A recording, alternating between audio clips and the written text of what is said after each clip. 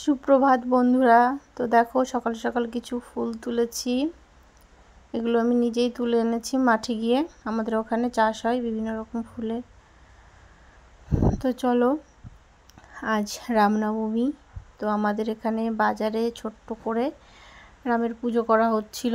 তো আমি তো বেশ বজরংবলীর ভক্ত, তো ওই জন্যে আমি জানতে পেরেই, তো এটা মানে খুব একটা চল নেই আমাদের এখানে যদিও বা রামনবমীর, তো আমি জানতে পেরেছিলাম রাত্রেবেলায় যে ওখানে পুজো হবে। তো ওই জন্য সকালবেলায় উঠে মোটামুটি স্নান করে রেডি হয়ে চলে এসেছি এখানে। তো দেখো এখানে একদমই এতটাই ছোট প্যান্ডেল, শুধু ঠাকুরটাকেই ভিতরে রাখা হয়েছে, আর কিন্তু কিছু রাখা যায়নি।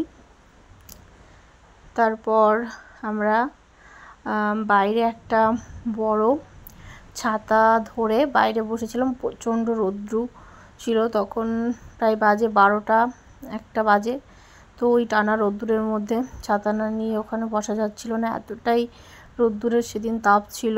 আমরা 5-6 জন মতো ওখানে পুজো করতে গেছিলাম অঞ্জলি দেওয়ার জন্য।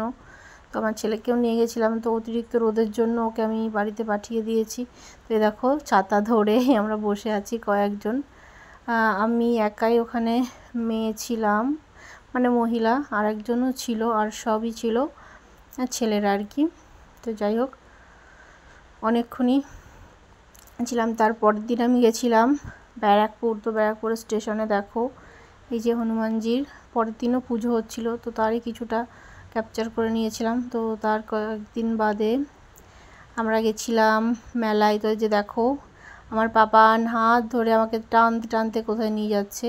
তো ওকে নিয়ে আমি এমনিতেই বেরোই না, কারণ এরকম ও জেদ করে, ওর যেটা চাই তো সেদিকে আমাকে এইভাবে টানতে টানতে নিয়ে যাবে। ও এখন জাম্পিং করবে, তো ওই জন্যে আমাকে টানতে টানতে নিয়ে চলে এসেছে এখানে।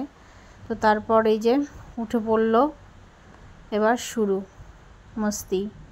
তো বেশ ভালোই লাগে এগুলো দেখতে, আমিও কিছুক্ষণ ক্যাপচার করে নিলাম। বেশ কিছু বড় বড় ছোট ছোট বাচ্চারা ওখানে লাফঝাপ করছিল।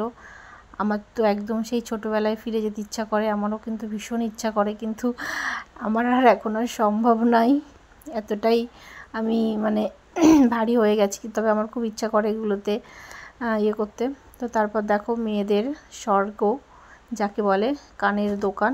তো মেলায় গিয়ে কিছুই কিনিনি, তবুও একটু ভিডিও করেছিলাম আর কি তোমাদের জন্য।